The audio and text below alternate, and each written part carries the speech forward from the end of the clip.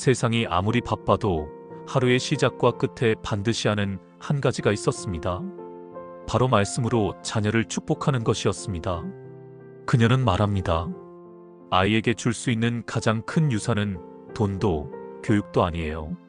하나님의 말씀을 심어주는 마음이에요. 그녀의 아이는 특별히 잘난 아이도 아니었고 뛰어난 성적을 가진 것도 아니었습니다. 오히려 남들보다 조금 느리고 조금 더 예민한 편이었습니다. 학교에서 작은 일에도 쉽게 상처받고 친구 관계에서도 흔들리기 쉬웠습니다. 그러나 이 엄마는 흔들리지 않았습니다. 아이의 상태에 따라 반응하는 대신 매일 아침 조용히 말씀을 펴고 아이의 이름을 한 번씩 불렀습니다. 하나님, 이 아이가 당신의 말씀 안에 서게 해주세요. 그녀에게는 거창한 신앙적 목표가 있는 것도 아니었습니다. 단지 세상이 얼마나 거칠고 거짓이 많은지를 알았기 때문입니다. 그리고 아이의 마음 깊은 곳에 세상의 말보다 더 강한 하나님의 진리가 심겨지기를 바랐습니다. 세월이 흐르면서 변화는 아주 미세하게 시작되었습니다. 늘 불안해하던 아이의 표정이 조금씩 부드러워졌고 사소한 말에도 쉽게 무너지던 마음이 예전보다 견고해지기 시작했습니다. 어느 날 아이는 말했습니다. 엄마, 요즘은 마음이 좀 편해. 그 말 한마디에 엄마는 울컥했습니다. 자기가 매일 해오던 작은 기도가 아이의 마음속에 스며들고 있다는 사실을 깨달았기 때문입니다. 엄마는 알았습니다.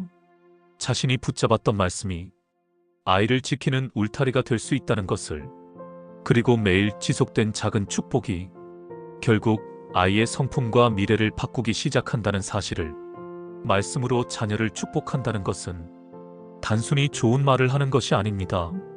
하나님의 약속을 아이의 마음에 심는 것입니다. 그리고 그 약속은 반드시 자라나 아이의 시간이 흘러갈수록 열매를 맺게 됩니다. 그 아이는 이제 중학생이 되었습니다. 예전처럼 예민하지도 쉽게 흔들리지도 않습니다. 물론 완벽한 아이는 아닙니다. 하지만 한 가지 분명한 변화가 있습니다. 문제가 와도 두려워하지 않는 담대함이 생겼고 상황 속에서도 자신을 잃지 않는 안정감이 생겼습니다. 학교 선생님은 말했습니다. 이 아이는 중심이 잡혀 있어요. 어떤 어려움이 와도 휘청이지 않아요. 그 말을 듣는 순간 엄마는 확신했습니다. 말씀이 아이를 붙들고 있다는 것을.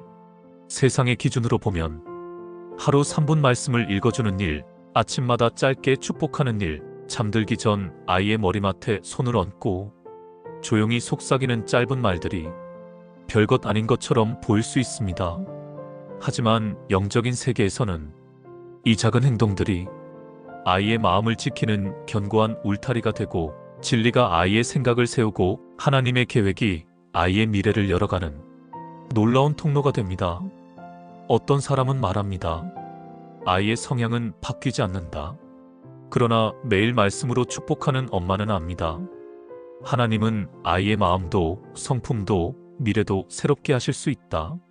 그리고 그 변화는 매일 축복하는 한 사람의 기도로부터 시작됩니다.